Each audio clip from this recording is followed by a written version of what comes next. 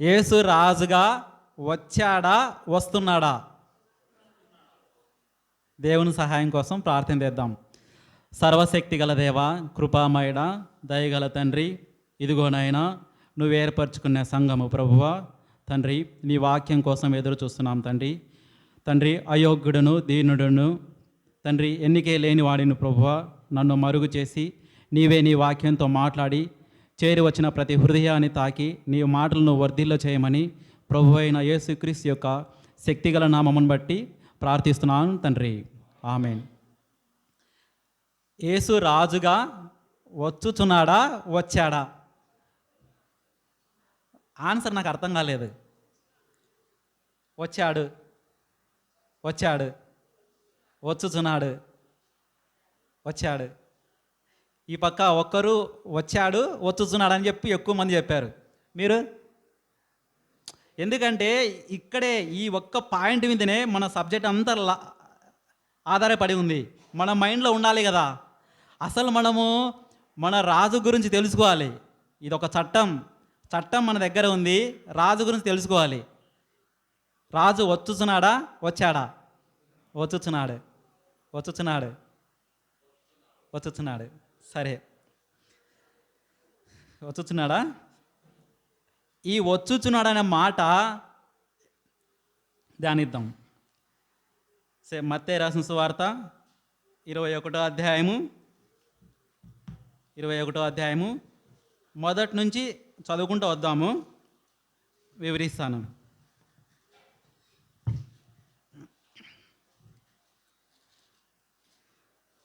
మత్తయి రాసిన సువార్త 21వ అధ్యాయము. తరువాత యెరూషలేమునకు సమీపించి ఒలీవ చెట్ల కొండ దగ్గర ఉన్న బెత్ఫగేకు వచ్చినప్పుడు యేసు తన శిష్యులతో ఇద్దరును చూచి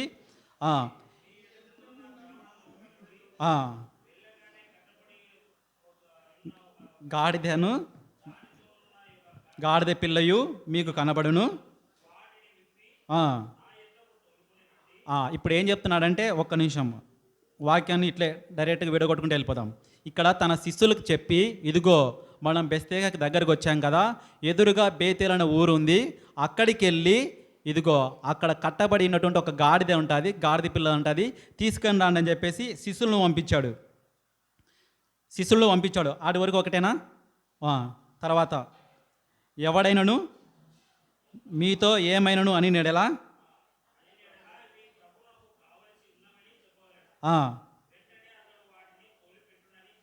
ఒక్క నిమిషం తోలిపెట్టునని చెప్పి వాళ్ళని పంపాను. ఇక్కడ ఫర్ ఎగ్జాంపుల్ మీకే పశువులు ఉన్నాయమ్మా, పశువులు ఉన్నాయి. ఒక వ్యక్తి వచ్చి తీసుకురామని పని చెప్పి ఎవరైనా పంపిస్తే మీరు పంపిస్తారా? ఈయన వెంటనే మీ ఎవరు అడుగుతున్నారా అని చెప్పి అంటేనే ఇవి ప్రభువుకు కావాలను అని చెప్పిన వెంటనే అతను పంపిస్తున్నాడు. అంటే ఆ యజమానికి తెలుసు, పశువుల యజమానికి తెలుసు ప్రభువునకు కావాల్సినవి అంటే ప్రభువుకు అర్థం తెలుసు. ప్రభు అంటే ఎవరు? రాజు. ఇప్పుడు మన ఊర్లో అయినా కానీ మన ఇంటి దగ్గర ఒక చెట్టు ఉంది, పళ్ళు కాసాయి లేదా ఏదైనా ఊళ్ళో పెద్ద మనిషి వాళ్ళ ఇంటికి అవి తీసుకురాపంటే అమ్మ ఊళ్ళో పెద్ద మనిషి అడిగా అని చెప్పి మనం ఏమైనా ఇయ్యమంటామా? ఒక చిన్న ఊర్లోనే పెద్ద మనిషి అడిగితేనే వాళ్ళు ఒకటి అడిగితే మనం 2 బుట్టెడు పండ్లు కోసి పంపిస్తాం. అలాంటిది ప్రభువుకు కావలసినవని చెప్పిన వెంటనే ప్రభు అంటే ఎవరో వాళ్ళకి తెలుసు యజమానునికి. ఇదిగో ప్రభు అంటే యేసుక్రీస్తు వాడు, రాజుకు కావలసినవి ఇవి కాబట్టి మారు మాట్లాడలేదు, వెంటనే ఇచ్చి పంపించేశాడు. ఈ మాటలు ఇక్కడ ఎందుకు ప్రస్తావించేయాల్సిందంటే ఇవన్నీ లేఖనాలలో ముందే ఉన్నాయి. ఇక్కడ యేసు ప్రభుకు గాడిదని కావాలని కోరుకోవడం అనేది ఈయన పుట్టక మునిపే లేఖనాలు ఉన్నాయి.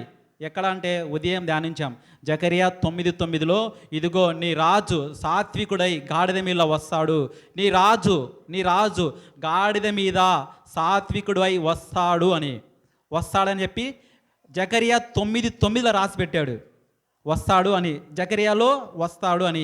ఇప్పుడు వచ్చాడు, ఆ సన్నివేశం ఇప్పుడు వచ్చాడు. అదే 4వ వచనంలో ప్రవక్త వలన చెప్పబడినది నెరవేరినట్లు ఇది జరిగాను. అదేదనగా, ఇదిగో నీ రాజు సాత్వికుడై గాడిదను భారవాహక పశుపిల్లవై ఉన్న చిన్న గాడిదను ఎక్కి నీ యొద్దకు వచ్చుచున్నాడని సియోని కుమారుతో చెప్పుడు అని ఉన్నది. ఇక్కడ సియోని కుమారి అంటే యెరూషలేము కొండ దగ్గర ఉన్న ఒక ప్రాంతం.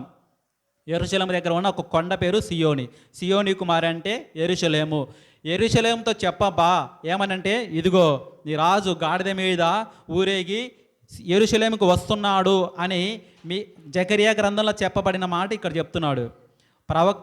ప్రవక్తలు చెప్పిన మాటలు నెరవేరాలని గాడిద మీద నేను వస్తున్నాను అని చెప్పేసి ప్రభు చెప్తున్నాడు. అర్థమైందా? ఇంతకు గాడిద మీదనే ఎందుకు రావాల్సి వచ్చింది? ఒకటే ప్రశ్న.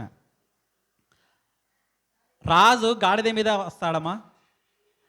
రాజులు మామూలుగా దేని మీద వస్తారు? అది నార్మల్గా కానీ యూదుల ఆచారంలో ఏంటంటేనా, గుర్రాలను వాళ్ళ యుద్ధానికి మాత్రమే ఉపయోగించేవాళ్ళు. దూర ప్రయాణాలు చేయడానికి ఒంటెలు గాడిదలను ఉపయోగించేవాళ్ళు. గుర్రాలు ఓన్లీ యుద్ధాలకి ఉపయోగించేవాళ్ళు. చూసారా మాటలు? మొదటి రాజుల గ్రంథము 1వ అధ్యాయము 32వ వచనం. 1వ రాజులు. అప్పుడు రాజు అయిన దావీదు యాజకుడైన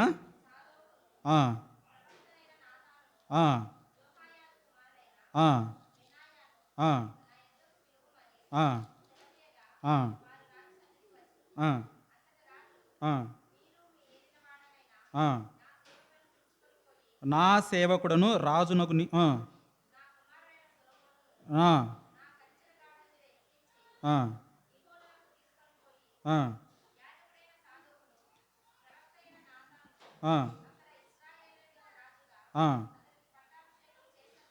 ఓకే, పట్టాభిషేకం అంటే ఇక్కడ ఏం చెప్తున్నాడంటే,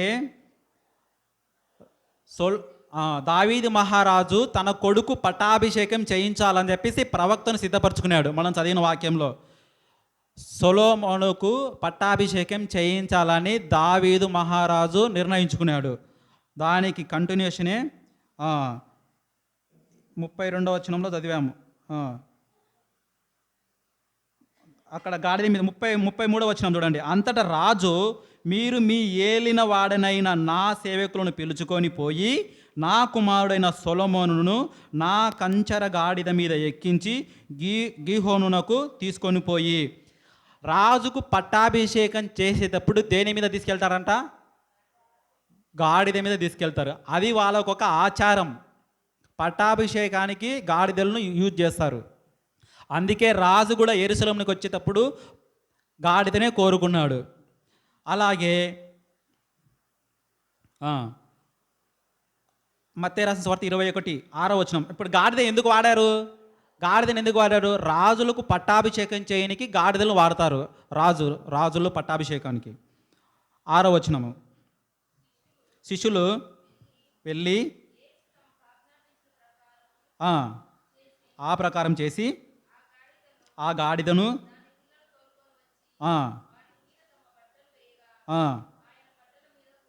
ఆపండి, గాడిదను దాని పిల్లను తీసుకొని వచ్చి వాటి మీద ఏం వేశారు? ఎందుకు వేశారు బట్టలు? చెప్పండి. బట్టలు ఎందుకు వేశారు? తర్వాత 8వ వచనం కూడా, జన సమూహంలోను అనేకులు తమ బట్టలు దారి పొడుగున పరిచిరి. గాడిద మీద అంటే ఒత్తుకొండ నీకు నువ్వు చెప్పినట్టు కరెక్టే. 8వ వచనం చూడండి ఒకసారి. జన సమూహంలోను అనేకులు తమ బట్టలు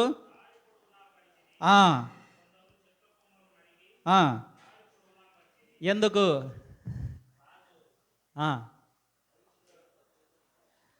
రెండవ రాజుల గ్రంథం ఒకసారి తీయండి. ఇవన్నీ ఎందుకు ఇక్కడ ఉన్నాయంటే, అవన్నీ లేఖనాలు ఉన్నాయి. లేఖనాలలో మనము పరిశోధించాలా. అదే దీని సారాంశం ఏంటంటేనా, లేఖనాలలో తెలియకపోగానే కింద ప్రధాన యాజకులు శాస్త్రులు ఏం చేశారంటే పెద్ద తప్పు చేశారు. ఆయనను ఎవరో తెలియకనే ఇదిగో ఈయన దేవదూషణ చేస్తాడని చెప్పేసి సిలోమానుకు అప్పగించారు. అందుకే వీళ్ళు ఎందుకు ఈ రాజుగా ఎందుకు వస్తున్నాడు, గాడిదని ఎందుకు కోరుకుంటున్నాడు, బట్టలు ఎందుకు పరుస్తున్నారని చెప్పి వాళ్ళు గ్రహించలేకపోయారు. ఒకసారి 2వ రాజుల గ్రంథము 9వ అధ్యాయము, 2వ రాజుల గ్రంథము 9వ అధ్యాయము 1వ వచనం ఒకసారి చూడండి. 1, 2. అంతటా ప్రవక్తయగు ఎలీషా ప్రవక్తల శిష్యులలో ఒకరిని పిలువనంపించి అతనితో ఇట్లనెను, నువ్వు నడుము బిగించుకొని ఈ తైలపు గిన్నె చేత పట్టుకొని రామోత్గిల్దనాకు పోయి నింషీకి పుట్టిన యెహోషాపాతు కుమారుడైన యోహు ఎక్కడ ఉన్నాడని తెలుసుకొని అతనిని దర్శించి అతని సహోదరుల మధ్య నుండి అతనిని చాటుగా రప్పించి లోపలి గదిలోకి అతనికి పిలుచుకొని పోయి తైలపు గిన్నె అతని మీద పోసి, తల మీద తైలము పోసి, నిన్ను ఇశ్రాయేలు మీద పట్టాభిషక్తునిగా చేసి తిని అని యెహోవా సెలవిచ్చుచున్నాడని అతనితో చెప్పాను. పట్టాభిషక్తుడు అంటే రాజుగా అభిషేకం చేస్తున్నాడు ఇశ్రాయేలు మీద. ఏం పోసాడు? నెత్తిమైన తైలం పోసి ఎలీషా ప్రవక్త చేస్తున్నాడు. యెహోషాపాతు కుమారునికి యోహుకు తైలం పోసి చెప్తున్నాడు, ఇదిగో నిన్ను ఇశ్రాయేలుకు రాజుగా చేస్తున్నాను అని చెప్పేసి. 13వ వచనం, 9వ అధ్యాయం 13వ వచనం. అంతటా వారు అతి వేగరముగా తమ తమ వస్త్రములు పట్టుకొని మెట్ల మీద కింద పరిచి బాకా ఊదించి యోహు రాజై ఉన్నాడని చాటించిరి. ఏం చేశారంట? రాజు పట్టాభిషిక్తుడు అయిన తర్వాత అతను గుర్రం మీద వస్తుంటే బట్టలన్నీ కింద పరిచి గట్టిగా బాకాలంటే ఊతున్నారు, రాజు వస్తున్నాడు, రాజు వస్తున్నాడని. ఇవి లేఖనాలలో ఉండేవి. ఇవి నెరవేరడం కోసమే యేసు ప్రభు వారు కూడా గుర్రం మీద రాజుగా వస్తున్నాడు. ఈ విషయం తెలియని యూదులు కింద వస్తుంది, తెలియకున్నారు. కానీ జన సమూహంలో అందరూ తమ బట్టలు వేసుకొని రాజుగా అంగీకరించేశారు. అది బట్టలు ఎందుకు వేశారంటే ఒక రాజుకు వాళ్ళు ఇచ్చే గౌరవం అది. బట్టలు వేసి స్వాగతం పలకడం. అలాగే ఈత మాటలతో దేవుని స్తుతించడం చెప్పి లేవియాకాండంలో ఉంటుంది. వాళ్ళకు ఒక లేవియాకాండంలో ఒక కట్టడం అన్నమాట. ఏదైనా మీరు దేవుని ఉత్సాహపరచాలంటే ఈత మట్టలతో ఉత్సాహంగా గానం చేయడం అని చెప్పేసి. ఇప్పుడు మత్తయి రాసిన సువార్త 9వ వచనం చూడండి. జన సమూహములలో ఆయనకు ముందు వెళ్ళుచుండిన వారును వెనుక వచ్చుచుండిన వారును దావీదు కుమారునికి జయము, ప్రభువు పేరిట వచ్చువాడు స్తుతించబడునుగాక, జయము అని కేకలు వేయుచుండరి. ఆయన యెరూషలేమునకు వచ్చినప్పుడు పట్టణమంతయు ఈయన ఎవరు అని కలవరపడుచున్నాడు. ఇప్పుడు గుర్రం మీద రాజు ఉన్నాడు, అందరూ బట్టలు వేస్తున్నారు, కింద గట్టిగా స్తోత్రం చెప్తున్నారు చుట్టుపక్కల ప్రజలంతా. ఊహించుకోండి ఒకసారి, గాడిద మీద రాజుగా ఉన్నాడు, కింద బట్టలు వేసి గట్టిగా అరుచుకుంటూ వస్తున్నాడు. వీళ్ళు వెళ్ళే ప్రదేశం నుంచి యెరూషలేముకు 19 మైళ్ళు దూరం, అంత దూరము గట్టిగా గానం చేసుకుంటూ వస్తున్నారు. ఆ శబ్దానికి యెరూషలేములో ఉన్న మొత్తం అంతా కంపించిపోయి ఎవరో వస్తున్నాడు, ఈ అలజడి ఏంటని చెప్పేసి ప్రధాన యాజకులు కలవరిపడిపోతున్నారు. 11వ వచనం. జన సమూహము వాళ్ళలో కొందరు ఈయన గలీలియలోని నజరేయునడుగు ప్రవక్త అయిన యేసు అని చెప్పిరి. ప్రవేశించి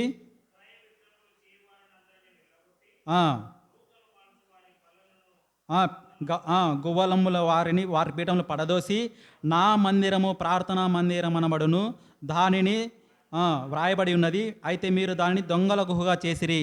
ఈ వచనాలన్నీ ఎక్కడుంటాయంటే కీర్తనల్లో ఉంటాయి.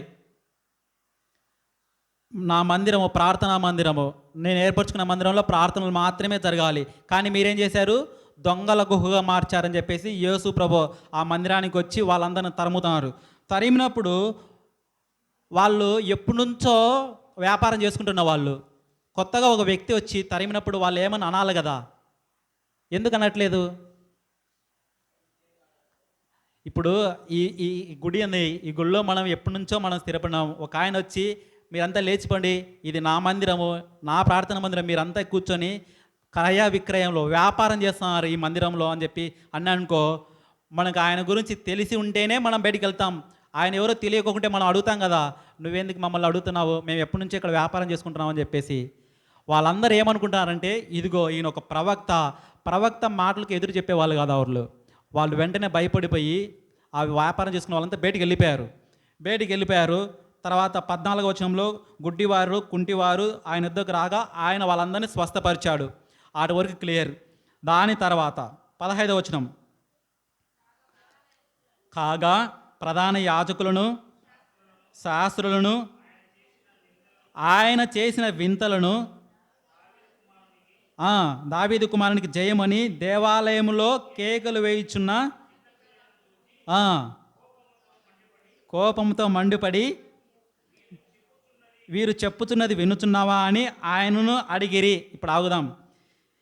యేసు ప్రభు దేవాలయానికి వచ్చి క్రయ విక్రయాలు చేసుకుంటే వ్యాపారం చేసుకున్న వాళ్ళందరినీ తరిమి బయటికి వేసిన తర్వాత అక్కడ కొంతమంది కుంటి వాళ్ళు గుడ్డి వాళ్ళు వస్తే వాళ్ళందరినీ స్వస్థపరిచాడు. ఆ స్వస్థపరిచిన తర్వాత యూదులు వచ్చారు, ప్రధాన యాజకులు. వాళ్ళు యాజకులు వేరు, ప్రధాన యాజకులు అంటే అర్చకులు, ఆ గుడిలో అర్చకులు, శాస్త్రులు, వాళ్ళు మేధావులు. వాళ్ళు వచ్చి ఈ వింతను చూసి, ఏ వింతను, ఈయన చేసిన ఆ క్రయ విక్రయం చేసుకునే వాళ్ళని పంపించిన తర్వాత స్వస్థపరిచాడు కదా గుడ్డివారిని కుంటివారిని. వీళ్ళ స్వస్థపరిచిన ఈ వింత, అంతవరకు ఆ వింత జరగలేదు, అక్కడ ఎవరు స్వస్థపరచపొందలేదు. కానీ యేసుప్రభు వాళ్ళని స్వస్థపరిచిన తర్వాత ఈ వింతను చూసి దావీదు కుమారునికి జయము అని దేవాలయంలో కూడా కేకలు వేస్తున్నారు. దారి పొడుగునా కేకలు వేశారు, దేవాలయంలో కూడా కేకలు వేస్తుంటే అప్పుడు వాళ్ళు కోపముతో, ఏంటి యేసుప్రభు ఈ పిల్లలు ఎందుకు అడుగుతున్నారు, ఏంటి ఈ వింత అని చెప్పి యేసుప్రభుని అడుగుతున్నారు. పిల్లలు ఏమని అడుగుతున్నారు? దావీదు కుమారునికి జయమని అడుగుతున్నారు. వాళ్ళకేం తెలుసు, ఊరికి అడుగుతున్నారు. పిల్లలు అడుస్తుంటే ఈ ప్రధాన యాజకులు, ఏంటి యేసు ప్రభు చూసావా, ఏంటి వింత, పిల్లలేమో దేవాలయంలో అడుగుతున్నారు, ఎందుకు ఇదంతా అని చెప్పేసి అడుగుతుంటే దానికి యేసు ప్రభు సమాధానం చూడండి. అని ఆయనను అడగగా అందుకు యేసు, వినుచున్నాను, బాలుర యొక్కయు చంటి పిల్లల యొక్కయు నోట స్తోత్రము సిద్ధింపచేసి తిని అను మాట మీరెన్నడైనా చదవలేదా అని చెప్పాను. ఇంతకు వాళ్ళకి ఏం చెప్తున్నా అంటే యేసు ప్రభు, ఏంటండి మీరు నన్ను అడుగుతున్నారు కదా, ఒకసారి మీ లేఖనములలో ఏముంది చూడండి. మీ పిల్లల చేత, మీ పసిపిల్లల నోట్లోంచి ఏం రావాలంటే నాకు స్తోత్రమే రావాలా. అది మీరు చదవలేదా? మీ లేఖనాలలో ఉంది కదా, అది చదవలేదా అని చెప్పి ఎదురు ప్రశ్న వేశాడు. ఇంతకు లేఖనాలలో ఎక్కడుంది? వాళ్ళకి అప్పటికి కూడా అర్థం కాలంగా లేఖనాలు ఎక్కడున్నాయి అని చెప్పేసి. కీర్తనలు 8:2 ఉంటుంది, పిల్లలలో నోట దేవుని మాటలు స్తోత్రంగా గానం చేస్తాదని చెప్పేసి. కీర్తనలు 8:2 ఉంటుంది. తర్వాత 17వ వచనం, వారిని విడిచి పట్టణం నుండి బయలుదేరి అక్కడ బస చేశాను. ఓకే, ఇక్కడ ఆగుదాం. ఈ సన్నివేశము 4 సువార్తలలో ఉంది. ఏదైతే ఈ సన్నివేశము యేసుక్రీస్తు వారు, ఇప్పుడు చెప్పండి, యేసుక్రీస్తు రాజుగా వచ్చాడా వచ్చుచున్నాడా అన్న ప్రశ్న వేసాను కదా. ఇప్పుడు ఏంటి సమాధానం, ఏమనే అర్థమైంది మీకు? వచ్చుచున్నాడని చెప్పి జకర్యాలే చెప్పాడు. ఇదిగోయా పలానా టైంలో మీ ఊరికి ఒక రాజు వస్తాడు, ఆయన గాడిద మీద వస్తాడు. ఇంకా ముందుకెళ్తే మీకా 5వ అధ్యాయం 2వ వచనంలో ఉంటుంది. 5వ అధ్యాయం 2వ వచనం ఒకసారి చూడండి. 5వ అధ్యాయము 2వ వచనము. మనం అదే ఇంకా రాజు రాలేదని వెనక్కి వెళ్ళిపోతున్నాము. బెత్లెహేము ఎఫ్రతా యూదా వారి కుటుంబములలో నువ్వు స్వల్ప గ్రామమైనను నీలో నుండి ఏలబోవాడు నీలో నుండి వచ్చును.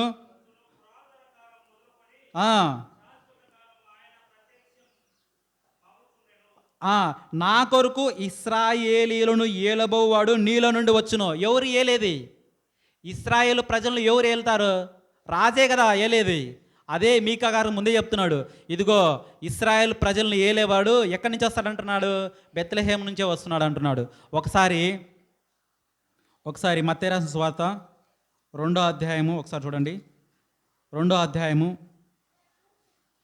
2వ వచనము. యేసు ప్రభు పుట్టిన తర్వాత యూదుల రాజుగా పుట్టినవాడు ఎక్కడున్నాడు అని ఎవరు అడుగుతున్నారు? తూర్పు దేశ జ్ఞానులు అడుగుతున్నారు. యేసు ప్రభు పుట్టిన వెంటనే వచ్చి వాళ్ళు అడుగుతున్న మాట, యూదుల రాజుగా పుట్టినవాడు ఎక్కడున్నారు అని చెప్పేసి. రాజుగా పుట్టేశాడు ఆల్రెడీ. ఇంకా రెఫరెన్స్ కావాలన్నా? ఒకసారి యోహాను రాసిన సువార్త 18వ అధ్యాయము. యోహాను రాసిన సువార్త 18వ అధ్యాయము 37వ వచనం ఒకసారి చూడండి. 18:37. అందుకు పిలాతు నువ్వు రాజువా అందుకు అని అడగగా, ఇక్కడ యేసు ప్రభును శిలువ మానుకు అప్పగించేటప్పుడు జరిగిన సంఘటన విచారిస్తారు కదా. విచారించేటప్పుడు యేసు ప్రభు ఎదురుగా ఉన్నాడు. ఎదురుగా రోమా సామ్రాజ్యపు రాజు ఉన్నాడు. పిలాతు అయిన రోమాకు అధిపతి ఆ సామ్రాజ్యానికి. ఈయన అడుగుతున్నాడు, యేసు నీ మీద ఏం ఆరోపణ ఉందంటే, నువ్వు దేవుని కుమారుడుగా నీ మీద అభియోగం ఉంది, ఇప్పుడు చెప్పు, నువ్వు రాజుగా నువ్వు ఉన్నావా ఏంటి నీ పైన అని చెప్పేసి అడుగుతున్నప్పుడు యేసు ప్రభు సమాధానం, నువ్వు రాజువాని అని అడగగా, నువ్వు అన్నట్టు నేను రాజునే అని డిక్లేర్ చేసేసాడు. సత్యం అంటే నా రాజ్యం ఏంటంటేనా సత్యం గురించి చెప్పుచున్నాను, ఇదే చాలండి, నువ్వు అన్నట్టు నేను రాజునే. అప్పటికి అర్థమైంది, ఆయన మాటలను బట్టి ఈ పిలాతుకి అర్థమైపోయింది. వెంటనే వచ్చేసి బయటకు వచ్చి చెప్తున్నాడు ఆ సమాజం ముందర, ఇదిగో అతనిలో నాకు ఏ దోషము కనబడట్లేదు, మీ ఇష్టం మీరు ఏమైనా చేసుకోండి అని చెప్పేసి అంటున్నాడు. రాజు అని డిక్లేర్ చేసేసుకున్నాడు యేసు ప్రభు. మనం ఇంకా ఎక్కడున్నాము? వస్తాడని చెప్పేసి ఉన్నాం. ఇంకొకటి 37, 38 అయిపోయింది కదా. 19వ అధ్యాయం 19వ వచనం చూడండి ఒకసారి. యోహాను రాసిన సువార్త. మరియు పిలాతు యేసు ప్రభును శిలోమానికి ఎక్కించిన తర్వాత ఆ పైన ఒక అక్షరం రాసింటాడు కదా, ఎన్ఆర్ఐ అని చెప్పేసి ఇంగ్లీష్లో రాసించారు. దాని తెలుగులో ఈ పదాలు.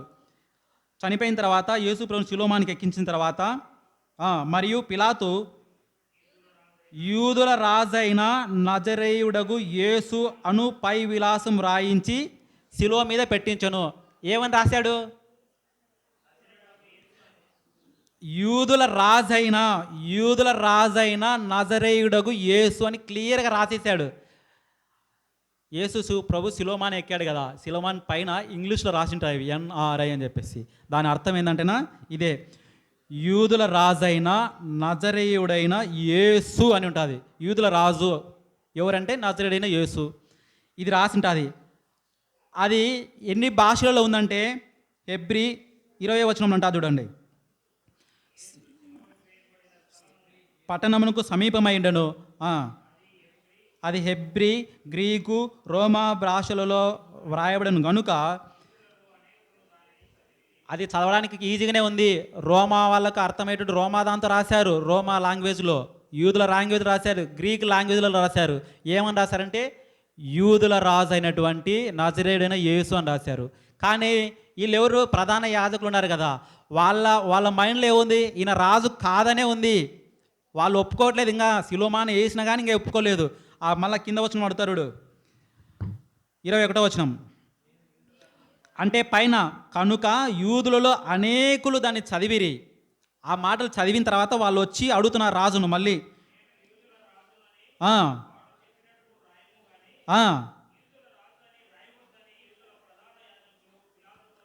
వీళ్ళు చూడండి ఎంత అసూయనో. యేసు ప్రభువే నేను రాజునని చెప్పుకున్నాడు, ప్రవక్తలంతా ముందే చెప్పారు, వీళ్ళ దగ్గర ఉన్న అధిపతి కూడా ఒప్పుకున్నాడు రాజు అని చెప్పి. చనిపోయిన తర్వాత పేరు కూడా రాశారు. కానీ యూదులు అది చదివి ఇంకా వాళ్ళకి ఇంకా చల్లారలా, ఇంకా ఏంటి అర్థం కాల ఎవరు అని చెప్పేసి మళ్ళీ అడుగుతున్నారు రాజు దగ్గరికి పోయి, ఇదిగో ఆయన నువ్వు డిక్లేర్ చేసావు రాజా, అట రాయదు, ఈయన చెప్పుకున్నాడని చెప్పేసి రాయమని చెప్తున్నారు మాట మార్చి. కానీ రాయలేదు, అట్లాగే ఉంది. ఆ, కరాఖండిగా చెప్పేసాను, నేను రాసినదే రాశాను కానీ ఇంకా నేనేం చేయను దాన్ని కానీ. ఇప్పుడు చెప్పండి, యేసు ప్రభు వచ్చాడా, వచ్చుచున్నాడా? వచ్చాడు, వచ్చాడు. అదే కదా మనము ఇందుకు దానియేలు గ్రంథంలో 2వ అధ్యాయం కలల భాగం ఒకసారి చదివాం. ఇదిగో నెబుకద్నెజరు రాజ్యం అయిపోయిన తర్వాత, పారసీక రాజ్యం అయిపోయిన తర్వాత, గ్రీకు సామ్రాజ్యం అయిపోయిన తర్వాత, తర్వాత ఎవరిది, గ్రీకులు అయిపోయిన తర్వాత రోమా సామ్రాజ్యం అయిపోయిన తర్వాత నెక్స్ట్ వచ్చేది ఈ రాజ్యాలన్నింటినీ నాశనం చేసి, ఇదిగో పర్వతం నుండి ఒక రాయి వచ్చి వాటినన్నిటిని నాశనం చేసి దేవుడు ఒక కొత్త రాజ్యాన్ని సృష్టిస్తాడు. ఆ రాజ్యము శాశ్వత, పురాతన కాలం మొదలుకొని శాశ్వత కాలపు సూర్యుడు ఉన్నంత వరకు ఆ రాజ్యం ఉంటుంది అని చెప్పేసి దానియేలు గ్రంథంలో చూచాం. ఆ రాజ్యమే ఈ రాజ్యం, ఇప్పుడు మనం ఉన్నటువంటి రాజ్యం. ఆ రాజ్యానికి రాజు ఎవరంటే మన క్రీస్తు. అర్థమైందా? ఇప్పుడు చెప్పండి, గాడిదని ఎందుకు వాడారంటే రాజులకు అదొక సాదృశ్యం, రాజు పట్టాభిషేకం చేయడానికి అదొక గుర్తు, అదొక ఆచారం. బట్టలు ఎందుకు వచ్చారంటే అది కూడా ఒక ఆచారమే, ఓన్లీ రాజులకు మాత్రమే చేస్తారు. ఇప్పుడు ఇంకొక మాటలు ఉన్నాయి, ఏంటివి అంటే లూకా రాసిన సువార్త 19వ అధ్యాయం తీయండి. ఉదయం ధ్యానించాము, ఇంకో కొంచెం కిందికి వెళ్తే ఆ మాట ఉంటుంది. లూకా రాసిన సువార్త 19వ అధ్యాయము 40వ వచనం. ఆయన అంటే అద్భుతం, ఆ స్తోత్రం చేస్తున్నారు కదా, గట్టిగా అడుస్తున్నారు కదా యూదుల అక్కడ దేవాలయంలో, గట్టిగా అడుస్తుంటే దానికి తర్వాత కంటిన్యూషను.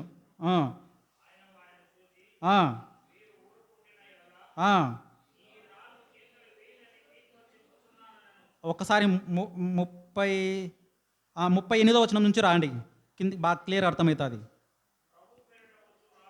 స్తుతించబడును గాక, పరలోకమందు సమాధానము, సర్వోన్నతమైన స్థలములలో మహిమయు ఉండునుగాక అని తాము చూచిన అద్భుతములను అన్నిటిని గూర్చి మహాశబ్దంతో దేవునికి స్తోత్రం చేయసాగిరి.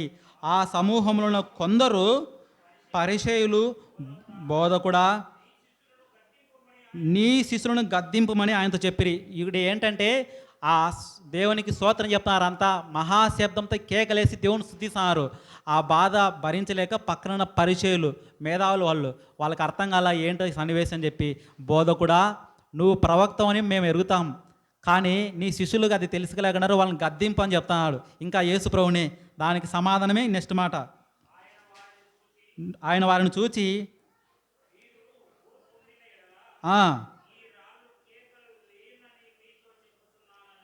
ఈ మాటను కొంచెం ఆలోచించండి. మీరు ఇప్పటికైనా నోరు మూసుకొని ఉంటారా, ఉండరి? లేకుంటే ఈ రాళ్ళు ఇప్పుడు అరవలా కేకలు వేస్తాయంటున్నాడు. ఇంతక ఏంటి ఆ రాళ్ళు? ఆ రాళ్ళే పాట రూపంలో వచ్చింది. శిలనైన నన్ను శిల్పిగా మార్చితివి. ఒకసారి కీర్తనల గ్రంథం చూడండి, ఇంకా క్లియర్గా అర్థమవుతుంది. కీర్తనల గ్రంథము 135వ అధ్యాయము. మీకు యేసు ప్రభువు నమ్ముకోకముందు ఏం చేసేవారు మీరంతా? యేసు ప్రభు మీరు దేవునిగా తెలుసుకోకముందు మీరు ఏం చేసేవాళ్ళు? ఎవరు మీరు? ఎవరిని కొలిచేవారు? విగ్రహాలను కొలిచేవాళ్ళు, అవునా? మీరే కాదు, మనం అందరము ఈ సాంప్రదాయం వచ్చిన వాళ్ళం కాబట్టి మనం అంతా విగ్రహాల దగ్గరనే పూజలు చేసేవాళ్ళం, విగ్రహాల దగ్గర నుంచే వచ్చేవాళ్ళం. వాటి గురించి దేవుడు ఏం చెప్తున్నాడంటే, కీర్తనలు 135, కీర్తనల గ్రంథము 135 17వ వచనం ఒకసారి ఉండి.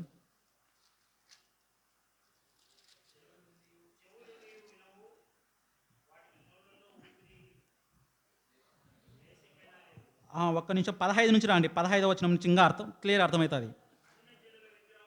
అన్యజనుల విగ్రహములు వెండి బంగారువి అని. ఇప్పుడు విగ్రహాలన్నీ వెండితో చేసేటి ఉంటాయా, బంగారుతో చేసేటి ఉంటాయా? అవన్నీ ఎవరు చేశారు? మనుషులు చేసేటివి. అది ఒక మాట. తర్వాత వాటికి నోరు పెడతారా? విగ్రహాలకు నోరు పెడతారా? అవి పలుకుతాయా? అదే మాట, అవి నోరుండి పలుకవు. కన్నులు ఉంటాయా విగ్రహాలకు? చూసాయా? చూడవు. చెవులు కూడా ఉంటాయి, చెవులు ఉంటాయి కానీ వినవు.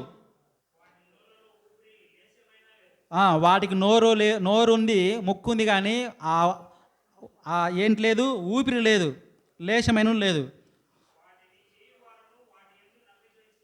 వాటిని చేయువారు, వాటి యందు నమ్మిక ఉంచు వారందరూ. ఒక్క నిమిషం ఇక్కడ ఆగండి. వాటిని చేయి వారందరూ, వాటిని నమ్మిన వాళ్ళందరూ ఎవరితో సమానం అంటున్నారు? ఆ విగ్రహాలతో సమానమే. ఇప్పుడు యేసు ప్రభు గురించి మనకు తెలియనప్పుడు మనం ఎవరితో సమానము? విగ్రహాలతో సమానము. వాక్యం సూటికి సెలవిస్తుందా? అవి కళ్ళుండే మనం ఏం చూడలేదు, నోరుండే అసలు మనకి సత్యమే తెలీదు. మనం ఏంటి సమానం? విగ్రహాలు ఏంటివి? అవి రాళ్ళు. అవి విగ్రహాలు ఏంటివి? రాళ్ళు, వెండితో చేసినవి, బంగారం చేసినవి. అవి ఏంటివి? ఏం ఉపయోగం లేనటువంటివి. వాటిని నమ్మిన వాళ్ళు ఎవరు ఎలాంటి వారంట? వాటితో సమానము అని చెప్పాడు. ఇప్పుడు మనం యేసుప్రభువుని నమ్మకోకముందు ఎలాంటి వారము? మనం కూడా దేనికి అసలు సమానము? విగ్రహాలతో సమానమే, రాళ్ళతో సమానమే. రాళ్ళతో సమానమేనా? రాళ్ళతో సమానం కదా. ఒక్క నిమిషం. అలాగే పేతురు గ్రంథం, ఒకసారి పేతురు రాసిన పత్రిక చూడండి. పేతురు రాసిన పత్రిక 2వ అధ్యాయము, మొదటి పత్రిక 2వ అధ్యాయము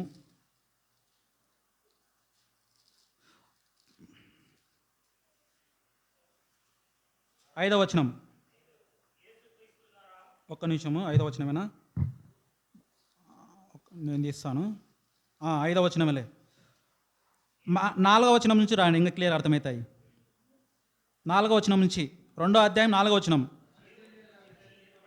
మనుషుల చేత విసర్జించబడినను దేవుని దృష్టికి ఏర్పరచబడినదియు అమూల్యమును సజీవమునై ఉన్న రాయుయగు ప్రభువునొద్దకు వచ్చిన వారై, అమూల్యమును సజీవమునై ఉన్న రాయుయగు ప్రభువునొద్దకు వచ్చిన వారై, యేసుక్రీస్తు ద్వారా దేవునికి అనుకూలములగు ఆత్మ సంబంధమైన బలులు అర్పించుటకు పరిశుద్ధ యాజకులకు ఉండునట్లు మీరును సజీవమైన రాళ్ళ వలె నుండి ఆత్మ సంబంధమైన మందిరముగా కట్టబడుచున్నారు. మీరును ఇప్పుడు యేసుప్రభువుని నమ్ముకున్న తర్వాత మీరేమయ్యారు? యేసుప్రభువుని నమ్ముకునే తర్వాత ఏమయ్యారు? సజీవమైన రాళ్ళ వలె ఉండి ఆత్మ సంబంధమైన మందిరము కట్టుచున్నారు. ఎక్కడ కడుతున్నారు? ఆత్మ సంబంధం, హృదయంలో మందిరం కట్టుకున్నారు. నీ దేవుడు ఎక్కడున్నా అంటే నీ హృదయంలోనే ఉన్నాడు. ఇప్పుడు మీ హృదయంలో మీ దేవుడు ఉన్నప్పుడు నీ ముందు పనికి రానటువంటి రాయి ఇప్పుడు ఏమైంది? సజీవమైన రాయి అయింది. ఏమైంది? సజీవమైన రాయి అయింది. అదే ఇందాక పాట చూసింది. ఎట్లయింది సజీవమైన రాయి? ఇదిగో మన దేవుడు శిల్పి వంటి మన దేవుడు మన ఎట్లా మార్చాడు? సజీవమైన శిల్పిగా మార్చాడు. ఆ పాటలో ఉన్న భావం అంతా ఎట్లా మార్చాడంటే అట్లా శిల్పిగా మార్చాడని చెప్పేసి. ఇంకొక పాట కూడా ఉంది, సజీవమైన రాళ్ళు దేవుని సాక్ష్యాలు అని చెప్పేసి. సజీవమైన రాళ్ళు దేవుని సాక్ష్యాలు, ప్రత్యేకమైన జనముగా దేవుని స్వాస్థ్యంగా ఉన్నామని చెప్పేసి ఇంకొక మంచి పాట ఉంది. పాడనీకి రాదు, నేర్చుకోలేదు ఇంకా. ఏంటంటే ఆ సజీవమైన రాళ్ళు అంటే ఎవరో కాదు. ఇప్పుడు ఈ సజీవమైన రాళ్ళు ఉన్నాయే, అక్కడ ఏం చెప్పాడు బోధకుడా? వీళ్ళను గమ్మునుండమని చెప్పినప్పుడు యేసుప్రభు ఏం చెప్పాడు? మీరు ఊరకొండని ఎడిల ఈ రాళ్ళు కేకలు వేయనని చెప్పాను. కేకలు ఏ చేస్తాయి? ఇదిగో ఈ సజీవమైన రాళ్ళే ఎట్లా వేస్తాయి? కేకలు వేస్తాయి. ఏమని వేస్తాయంటే సువార్త నాదము. ఇదిగో ప్రభు పేరుట వచ్చి వాడు స్తుతించబడను గాక, దేవునికి స్తోత్రం అని చెప్పి వాళ్ళుగా చెప్పేది సజీవమైనటువంటి అన్యులు. ఇప్పుడు మనం అంతా ఏం చేస్తున్నాము? సువార్త ప్రకటిస్తున్నామా లేదా? ఏమని ప్రకటిస్తున్నాము? మున్బట్టి మనం ఏమై ఉన్నాము? ఎందుకు పనికివాని నిర్జీవమైన రాళ్ళ స్థితిలో ఉన్న మనకు దేవుణ్ణి నమ్ముకున్న తర్వాత ఏమయ్యాము? సజీవమైన రాళ్ళుగా అయ్యి ఏం చేస్తున్నాం మనము? ఇప్పుడు మనం కేకలు వేస్తున్నామా లేదా? ఏం కేకలు వేస్తున్నాము? సువార్త కేకలు వేస్తున్నాము. వాక్యం కేకలు వేసి చెప్తున్నారా లేదా? మన సువార్తనే ఒక కేక. అర్థమైందా? ఈ రాళ్ళు కేకలు అయినట్టు ఏ రాళ్ళు? ఇదిగో నన్ను నమ్ముకున్న ప్రజలు, నేను ఏర్పరచుకున్న ప్రజలు నాకు సాక్షులైగా ఉంటారు, ప్రత్యేకించబడిన జనముగా ఉంటారు. వాళ్ళే నాకు సాక్షులు.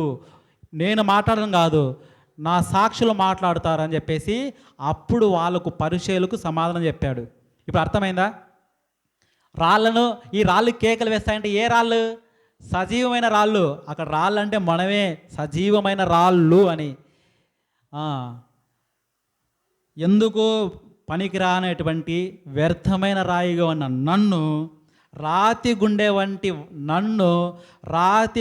వంటి నన్ను దేవుని మాట బండను బద్దలు కొట్టినట్టు ఆయన మాట చేత నా గుండెను బద్దలు కొట్టి నన్ను ఏంటిగా మార్చాడు? ఒక శిల్పిగా మార్చాడు. ఒక శిల్పిగా ఆయన ఒక యాజకుడిగా వచ్చి ఎట్లా మార్చాడు? పనికిరానటువంటి ఒక రాయిని శిల్పిగా మార్చేశాడు. అపురూపమైన శిల్పిగా మార్చేశాడు. ఎవరైనా? మహాశిల్పకారుడు. ఎవరు? ప్రభు అయినటువంటి యేసుక్రీస్తు వారు. అర్థమైందా? మన రాజు ఎవరు? ప్రభు అయిన యేసుక్రీస్తు వచ్చాడు. దానికి ఎంతమంది సాక్ష్యం చెప్పాడు? కీర్తనలో చెప్తాడు, కీర్తనాకారుడు దావీదు మహారాజు చెప్తాడు, ఇర్మియా గ్రంథంలో ఒక మాట ఉంటుంది, ఇంతకు దావీదు గోత్రంలో ఎందుకు పుట్టాల్సి వచ్చింది రాజు అంటే, ఆల్రెడీ వాగ్దానం చేశాడు, ఇదిగో నీ గోత్రంలో నేను పుడతానని చెప్పేసి. ఆ గోత్రంలో పుడతానని చెప్పిన తర్వాత ఆ దావీదు వంశంలో వచ్చే కుమారులందరూ ఏం చేసేవాళ్ళంటే, ఇదిగో ఈ విగ్రహారాధన చేసి దేవునికి వ్యతిరేకమైన పనులు చేశాడు. ఇర్మియా గ్రంథంలో ఉంటుంది ఒక మాట, 22వ అధ్యాయం అనుకుంటా, ఇర్మియా గ్రంథం ఒకసారి చూడండి. అంటే యేసు ప్రభు యూదా గోత్రంలో ఎందుకు పుట్టాల్సి వచ్చింది ప్రశ్న వేసుకున్నారు ఎప్పుడన్నా? చాలా గోత్రాలు ఉన్నాయి కదా. అంటే వాళ్ళకు వాగ్దానం చేశాడు. ఎక్కడ చేశాడు వాగ్దానము? కీర్తనల గ్రంథము 72వ కీర్తన చూడండి ఒకసారి. ముందుగా కీర్తనల గ్రంథము 72వ కీర్తన 17వ వచనం. 72వ కీర్తన 17వ వచనం. అతని పేరు నిత్యము నిలిచి ఉండును, అతని నామము సూర్యుడు ఉన్నంత కాలము చిగురూర్చుచు ఉండును, అతనిని బట్టి మనుషులు దీవించబడును, అన్యజనులందరూ అతడు ధన్యుడని చెప్పుకుందురు. దేవుడైన యెహోవా. చాలండి. ఇక్కడ అతని పేరు నిత్యం నిలిచిని. మనుషుని యొక్క పేరు ఎప్పుడైనా నిలుస్తుందా? చిరకాలము. ఒక 100 సంవత్సరాలు, 200 సంవత్సరాలు, 300 సంవత్సరాలకు మర్చిపోతాం. ఇక్కడ ఏముందంటే స్థిరకాలం నిలుచాది అతని నామము అని ఉంది. ఎంతవరకు? సూర్యుడు ఉన్నంత వరకు ఉంటుందంట ఆ నామము. ఇప్పుడు మనుషుల ద్వారా వచ్చే నామం ఉంటుంది అంతవరకు. అందుకే ఆ వాగ్దానం అయితే చేశాడు, కానీ ఆ ప్రజలు, దావీదు వంశంలో వచ్చిన వాళ్ళు ఎవ్వరూ ఆ నియమాన్ని పాటించలేకపోయారు, అంత పరిశుద్ధంగా జీవించలేకపోయారు. అందుకే ఈ ఇర్మియా గ్రంథము ఒకసారి చూడండి. ఇర్మియా గ్రంథము 22వ అధ్యాయము 30వ వచనం చూడండి డైరెక్ట్. 29వ వచనం, 28. కోన్య అను ఇతడు హేయమైన ఓటికుంట వంటి వాడా, పనికి మాలిన ఘటమా, అతడును అతని సంతానము విసిరివేయబడి తమరెగని దేశంలో ఎలా త్రోయబడి. ఈ కోనానైనా దావీదు గోత్రంలో వచ్చిన ఒక రాజు, అతడు వేరే దేశంలో ఉండి ఆ దేశంలో త్రోయబడి, దేశమా యెహోవా మాట వినుము, యెహోవా ఇలాగూ సెలవిచ్చుచున్నాడు, సంతానహీనుడనియు తన దినములలో వర్ధిల్లని వాడనియు ఈ మనుషుని గూర్చి వ్రాయబడి, అతని సంతానములో ఎవ్వడును వర్ధిల్లడు, వారిలో ఎవడును దావీదు సింహాసనమందు ఇక కూర్చుండడు, ఇక మీదట ఎవడును యూదాలో రాజుగా ఉండడు. ఎందుకంటే ఈ మాటలు యెహోవా సెలవిస్తున్నాడు. అయ్యా, నేను మీ దావీదు రాజుకు వాగ్దానం చేశాను, మీ వంశంలోనే వస్తానని. కాకపోతే మీ వంశంలో వస్తాను, కానీ మీ పుత్రులలో రాను, మీ సంతానం, మీ మగవారి సంతానము ఆడవారి సంతానము పుట్టిన వారిలో రాను. ఎందుకంటే మీరు భ్రష్టుహీనులు. ఎన్నిసార్లు చెప్పినా కానీ మీ ఆలోచనలు మారలేదు. మీరు వేరే దేశానికి కొనివ్వబడతారు, అక్కడ మీరు విసర్జించబడతారు, వెలివేయబడతారు. ఎందుకంటే ఆ విగ్రహారాధన చేసి దేవునికి ఇష్టమైన పనులు చేసి దేవుణ్ణి వాళ్ళు ఆయన ఆ వాగ్దానాలు నిలబెట్టుకోలేకపోయారు. అందుకే వాగ్దానం చేస్తున్నాడు మళ్ళీ ఇక్కడ, ఇదిగో నీ రాజ్యం స్థిరకాలం నిలబడాలంటే ఇదిగో మీలోంచి ఎవరు రారు, ఇంకా మీలో పిల్లలే పుట్టరు, ఇంకా సంతానహీనుడనివి అని చెప్పాడు అక్కడ.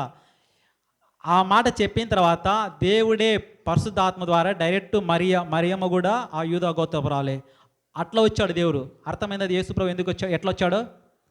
వాగ్దానాలను నిలబెట్టడానికి. ఈ లేఖనాలన్నీ గ్రహించాల మనం. ఈ లేఖనాలని ఎందుకు రాజుగా వచ్చాడు, యూదా గోత్రంలోనే ఎందుకు వచ్చాడు అనేటివి, వాటికి సమాధానం చూడండి. ఇప్పుడు అప్పుడు వాళ్ళు ఎందుకు గాడిద మీద ఊరేగించుకుంటూ ఈత మాటలు పెట్టుకొని చూంచంటే రాజు వస్తున్నాడు కాబట్టి వాళ్ళు అక్కడ కేకలు వేసుకుంటా దేవుని స్తోత్రమించారు. ఇప్పుడు మీరంతా చేసిన వాళ్ళు అనుకోండి, మీరు అట్లా చేయొచ్చా? పొద్దున మన అన్నలు గ్రూపులో పెట్టారు ఈత మాటలు పెట్టుకొని. ఏమని పెట్టారు? ఏమని? మీ మాటలు మాకు పెట్టలే కదా, ఊరికి బొమ్మలు పెట్టారు. మాటలు ఏమని పలికారు? మహారాజు ఎప్పుడో వచ్చాడు, మళ్ళా ఇప్పుడు బోలో మహారాజుకే చేయాలా?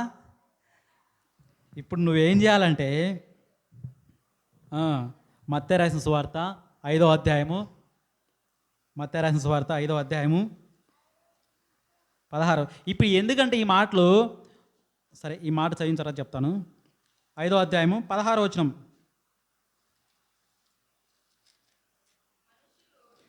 మనుషులు మీ సత్క్రియలను చూసి పరలోకమందున్న మీ తండ్రిని మహిమపరచునట్లు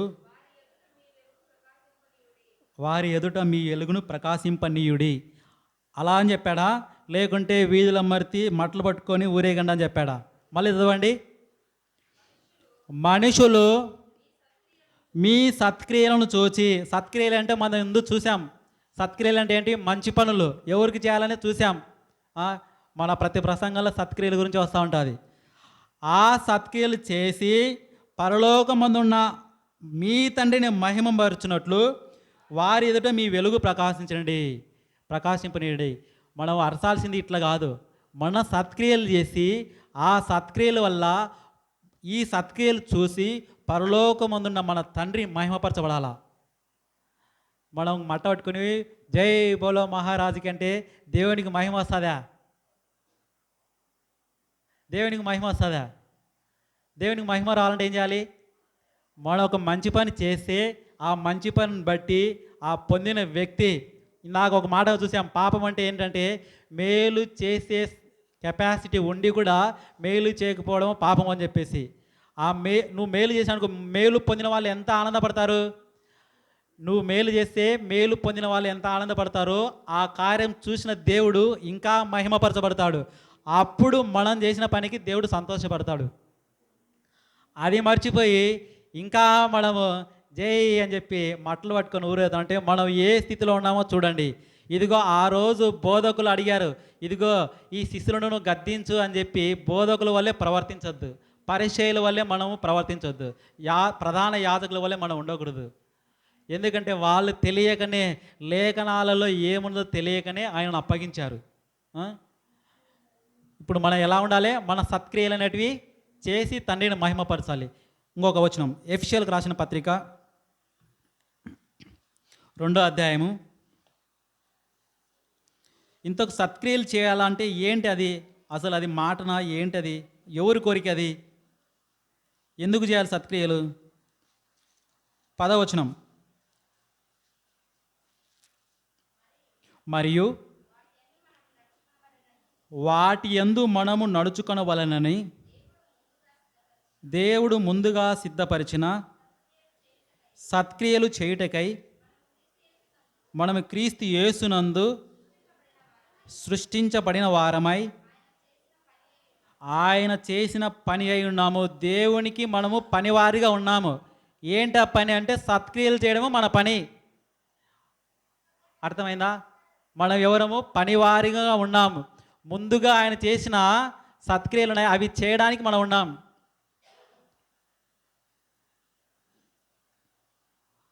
అర్థమైందా? ఏం అందరు షాక్గా చూస్తున్నారు? సత్క్రియలు చేయాలా మనం. మనం సత్క్రియలు చేసి దేవుని మహిమపరచాలా. అది మన పని. ఏంటంటే ఆ పని దేవుడు మనం ముందే సిద్ధపరిచాడు. మన పని లేదంటే మన పని మనం ఎత్తుకుంటుంటాం. మన పని మనం చేసుకుంటానే తోచినంత ఒక మంచి పని అయితే చేయాలి ఖచ్చితంగా. సరే, యెషయా గ్రంథము ఒకసారి ఇవన్నీ ఎందుకు వచ్చాయంటే, యెషయా గ్రంథము 29వ అధ్యాయము. యేసుప్రభు చెప్పిన మాటలు ఎందుకు అంగీకరించలేకపోయారు అంటే, ఒకసారి యెషయా గ్రంథం కన్నా ముందు మార్కు 7:7 ఒకసారి చూడండి. మార్కు సువార్త 7వ అధ్యాయము 7వ వచనం. 7వ అధ్యాయము. మనము వారు మానవులు కల్పించిన పద్ధతులు దేవోపదేశములని బోధించుచు. ఇప్పుడు ఎవరు వాళ్ళంటే, మానవులు కల్పించిన పద్ధతులని దేవోపదేశములని బోధించుచు నన్ను వ్యర్థముగా ఆరాధించుచున్నారు. ఇప్పుడు మనము సత్క్రియలు చేసి ఆయనను మహిమపరచకుండా అలాంటి కార్యక్రమాలు చేస్తే మనం ఏం పాటించినట్టు? ఇప్పుడు మనం కూడా ఈత మట్టులు ఖర్జూర మట్టలు వేసుకొని వీధుల మరి తిరుగుతున్నా అంటే ఏంటది?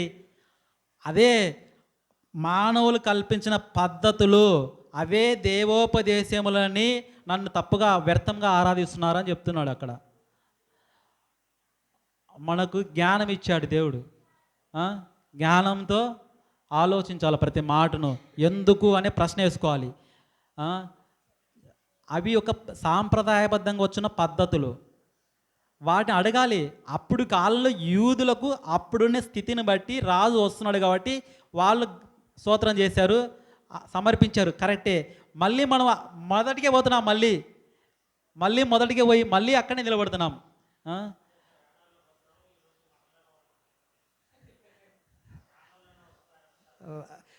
మనము మట్టలు తిరిగిపోతే రావడము వాళ్ళది కాదు. మనొక మంచి పని చేసినాం అనుకో, రావాల్సిన వారు రాదు కదా. దేవుణ్ణి మహిమపరచాల, మానవులను కాదు. మనము దేవుని తెలియకుండా ఏమి జరగవు. యెషయా గ్రంథము చివరిగా, యెషయా గ్రంథము 29వ అధ్యాయము 13వ వచనం.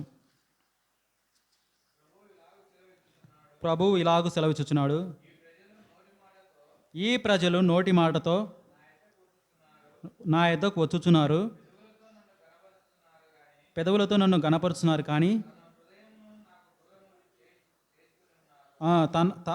నాకు వాళ్ళ హృదయం నాకు దూరం చేసుకుని ఉన్నారు. మానవ విధులను బట్టి వారు నేర్చుకునేవి. నువ్వు అన్నట్టే వీధిలో మరి తిరుగుకుంటా మనల్ని చూసి వాళ్ళు వస్తారంటే వాళ్ళు వస్తారు, కరెక్టే. ఎట్టొచ్చారు? మానవులను బట్టి వాళ్ళు వచ్చారే కానీ నిజంగా వాళ్ళు వచ్చిన వాళ్ళు సరిగ్గా కూర్చోరు. వాళ్ళ హృదయం అంతా కూర్చున్నట్టే కూర్చుంటారు, కానీ ఎట్లా ఉంటుంది వాళ్ళ హృదయం? దేవుడిని బయటనే ఉంటాయి వాళ్ళ హృదయం. మనుషులైతే వచ్చి కూర్చుంటారు, వాళ్ళ హృదయాలు దేవునికి బయటనే ఉంటాయి.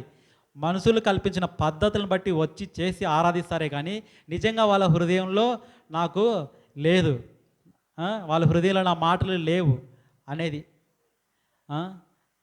గమనించాలి. మన రాజు, మన చట్టము బైబిలు, చట్టం ఉంది, రాజు ఉన్నాడు.